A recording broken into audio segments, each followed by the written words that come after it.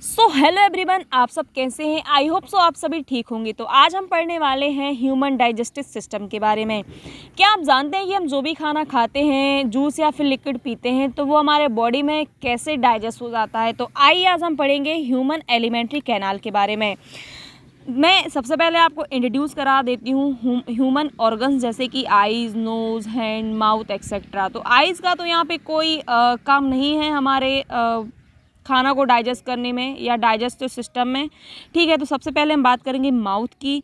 तो माउथ से हमने खाना लिया है ना, माउथ के थ्रू हमने खाना खाया।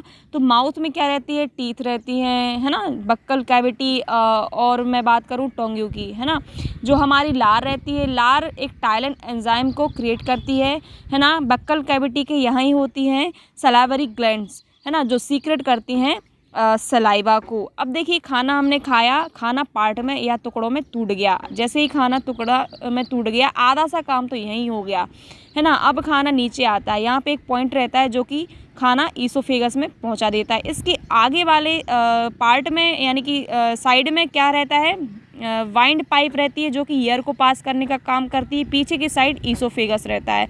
तो खाना खाया तो ईसोफेगस से खाना नीचे आता है।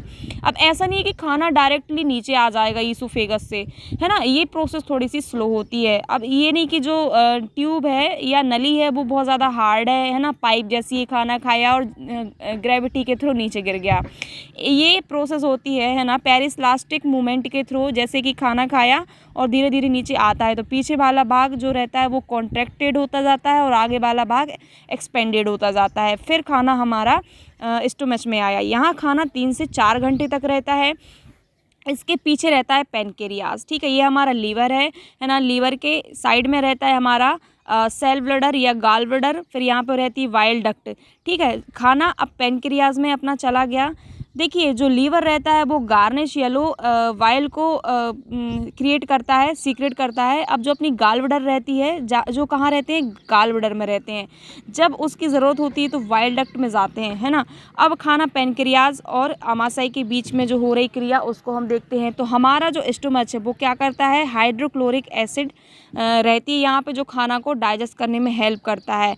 और पेनक्रियाज किसको करता है, यहाँ पे बेस की रिएक्शन होती है। जब एसिड और बेस दोनों रिएक्शन करेंगे, है ना, तो ये क्या करेगा, एंजाइम के थ्रू खाना को डाइजेस्ट करने का काम करेगा। जो खाना डाइजेस्ट होता जाएगा, आगे की थ्रू पास होएगा। अब खाना हमारा आ गया स्मॉल इंस्टाइन में। स्मॉल इंस्टाइन लगभग 6 मीटर लंबी होती है ना।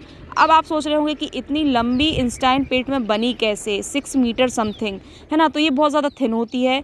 और इसके बाद खाना जाता है लार्ज इंस्टाइन में। लार्ज इंस्टाइन में खाना गया, है ना, ये लगभग 1.5 मीटर होती है।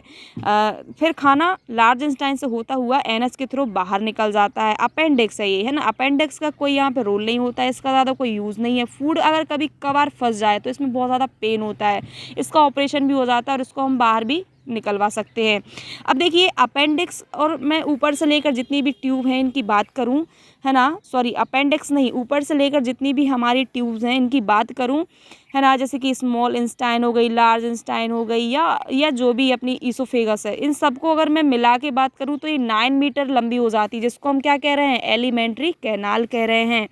अब देखिए, लार्ज जो इंस्टाइन है अपनी, है ना, यहाँ पे ज़्यादातर पानी भरा रहता है ना, और स्मॉल इंस्टाइन में फूड रहता है। तो स्मॉल इंस्टाइन से फूड लार्ज इंस्टाइन में जाता है और पानी के थ्रू पूरा सिस्टम है जो हमारा, है ना, पेरिलास्टिक मूवमेंट के थ्रू चलता है। कंट्रैक्ट होता है, एक्सपेंडेड होता है ना। तो जैसे ही ये खाना लार्ज इंस्टाइन में जाएगा और फिर एनएस के थ्रू हम इसको बाहर निकाल देंगे, है ना। अब ऐसा तो है नहीं कि यार आप खाना को खाया और आप बाहर निकाल दो, बिल्कुल भी नहीं, है ना। तो ये किसके थ्रू होता है, स्प्रिंक्टर के कारण होता है ना। जब आपको लगेगा कि यार मुझे वॉशरूम जाना है, या जो हमारा वेस्ट मटेरियल है, खाना नहीं पच पाया, उसको आप बाहर निकाल देते हो, है ना। तो ऐसे आप खाना बाहर भी निकाल सकते हो। देखिए, जो हमारी पेनक्रियाज रहती है इसमें 3 तरह के एंजाइम्स पाए जाते हैं, है ना, जो कि लाइपेज, ट्रिप्सिन, पेनक्रियाज होते हैं। ये खाना को डाइजेस्ट करने में हेल्प करते हैं। तो ये था हमारा human alimentary canal. I hope so आपको समझ में आया होगा। ऐसी ही वीडियो के लिए बने रहें हमारे चैनल पर। धन्यवाद।